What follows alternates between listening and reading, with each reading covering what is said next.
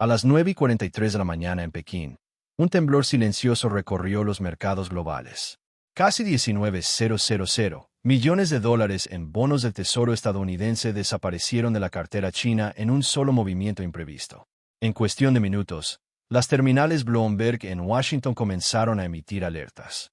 Al mediodía, los datos confirmaron lo que se rumoreaba desde dentro. Durante meses, las tenencias chinas de deuda estadounidense se habían desplomado por debajo de los 765.000 millones de dólares, su nivel más bajo en más de una década. Sin ruedas de prensa, sin filtraciones, solo cifras que hablaban por sí solas. Y el momento fue casi teatral. Apenas 12 horas antes, Donald Trump se había presentado ante las cámaras amenazando con un arancel del 50% a los países BRICS, burlándose de su alianza como una broma pasajera. Pero esa supuesta broma acababa de ejecutarse. 855.000 millones de dólares en comercio con China, y no se utilizó ni un solo dólar estadounidense. Sin bancos occidentales, sin redes rápidas. Solo liquidaciones y monedas locales. Yuanes, rupias, rublos. Las transacciones se mueven a través de sistemas que Washington no controla. Fue una revolución silenciosa, de esas que no necesitan titulares para cambiar el equilibrio de poder. Según datos aduaneros de China, el comercio con los miembros del BRICS creció casi un 4% interanual. En un momento en que el comercio mundial supuestamente se contraía, esa sola cifra planteaba una pregunta para la que Estados Unidos no estaba preparado si el dólar seguía siendo intocable, porque Pekín se deshacía de la deuda estadounidense y acumulaba oro. La verdad era incómoda. Los bonos del Tesoro ya no parecían seguros. Moody's acababa de rebajar la última calificación crediticia o POA de Estados Unidos, lo que hacía que los rendimientos de los bonos a 10 años superaran el 4,5% y los de los bonos a 30 años cerca del 5%. Pero unos rendimientos más altos ya no significaban confianza. Señalaban dificultades. Los inversores vieron a un gobierno pagando tasas de países en desarrollo solo para financiarse. Japón lo notó. Tokio, que en su día era el mayor acreedor de Washington, con 1,3 billones de dólares en deuda estadounidense, había comenzado a recortar su exposición.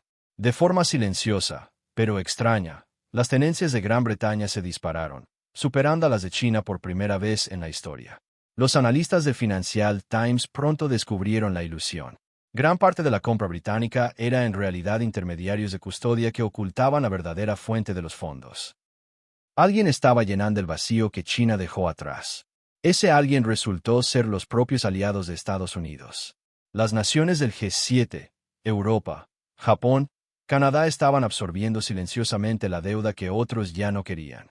No lo hacían por optimismo. Lo hacían para evitar que el sistema se quebrara. Estaban apuntalando una arquitectura financiera que los castigaba con inflación. Mientras Washington los sermoneaba en público en una encendida conferencia de prensa del G7, Trump recordó a Europa que le debía a Estados Unidos 75 años de defensa. Luego emitió un duro igual a la cooperación de Japón o enfrentaría un arancel base del 15% horas después. Japón reveló lo que realmente significaba la cooperación. Un fondo de inversión de 550.000 millones de pesos dedicado a reconstruir la industria estadounidense. Ni comercio, ni control de la ayuda. Plantas de semiconductores, centros minerales e instalaciones farmacéuticas se levantarían en suelo estadounidense, financiados completamente por Tokio. Lo que comenzó como una discusión sobre aranceles se había convertido en un sistema de diplomacia de presión económica, reemplazado por la dependencia de la deuda. Europa cedió. A continuación, la UE aceptó una tasa arancelaria reducida del 15%, desde el 27,5% para los automóviles. Sin embargo, oculta en la letra pequeña del acuerdo se encontraba una cláusula que prometía mecanismos de financiación innovadores, un lenguaje cortés para un mayor flujo de dinero a Estados Unidos. La ironía era amarga. Al comprar bonos estadounidenses, estos mismos aliados financiaban a un gobierno que los estaba convirtiendo en rehenes económicos. Los datos del Tesoro mostraban que aproximadamente el 30% de toda la deuda estadounidense estaba en manos extranjeras. Lo que antes era un símbolo de la fortaleza estadounidense se había convertido en una trampa. Vender desencadenaría el pánico mundial. Mantener significaba absorber las pérdidas. Era una situación en la que todos salían perdiendo, y China fue la única que se libró de ella durante generaciones. La verdadera arma de Estados Unidos no era su ejército, era su balance. La credibilidad del dólar construyó un imperio que ningún ejército podía igualar. Pero esos cimientos se están resquebrajando. Los aliados ahora financian los déficits de Washington mientras se les amenaza con aranceles. Los adversarios compran oro en lugar de bonos. Y el presidente maneja el comercio internacional como una subasta. Paga o serás castigado. China, mientras tanto, actúa con cautela. El Banco Popular de China ha comprado oro durante 18 meses consecutivos, la racha de compras más larga de su historia. Las empresas mineras chinas se expanden a través de las fronteras, adquiriendo activos desde Asia Central hasta África, incluyendo una mina kazaja que se espera produzca 5 toneladas de oro al año. En Hong Kong, las OPV de empresas auríferas están en auge, recaudando miles de millones de dólares en capital fresco. Esto no es diversificación. Es una estrategia de escape de la atracción gravitatoria del dólar. En la última cumbre de la cooperación de Shanghái en Tenzin, Pekín reveló su próximo paso, una red de comercio digital que conectará las economías euroasiáticas con total independencia del sistema financiero estadounidense. Sin dólares, sin bancos occidentales, sin intermediarios. Si la plataforma tiene éxito, no competirá con SWIFT. Lo reemplazará. La respuesta de Washington ha sido la presión. El secretario de Comercio, Howard Lutnick, ahora habla abiertamente sobre exigir compromisos de inversión al estilo japonés a otros aliados. Corea del Sur, que enfrenta una amenaza arancelaria del 25% a las exportaciones de automóviles, ya está considerando un fondo de inversión estadounidense de $400 mil millones solo para mantenerse en la gracia de Washington. Lo que está surgiendo no es comercio, es tributo. Se está formando un nuevo orden global, no mediante la guerra, sino mediante una rebelión financiera silenciosa. Y cada bono del tesoro que vende China es un paso más hacia un sistema que alguna vez pareció inquebrantable. El mensaje de Washington fue contundente, según fuentes en Europa que hablaron en privado con Bloomberg. Los negociadores de Trump advirtieron que, a menos que los aliados de Estados Unidos participaran en los próximos proyectos de infraestructura, se enfrentarían a un impuesto de importación del 30%. La idea no estaba sujeta a debate. Era una exigencia. El secretario del Tesoro, Scott Bessent, defendió posteriormente la estrategia, argumentando que, con tasas de interés cercanas al 5%, Estados Unidos ya no podía financiar sus ambiciones por sí solo. Si los socios querían acceder a menores costos de endeudamiento, afirmó, debían invertir directamente. Lo que Washington presentó como innovación, para muchos más, parecía una simple presión. La ironía no podía ser más aguda. Hace años, Estados Unidos acusó a la iniciativa de la Franja y la Ruta de China de atrapar a los países en una diplomacia de la trampa de la deuda.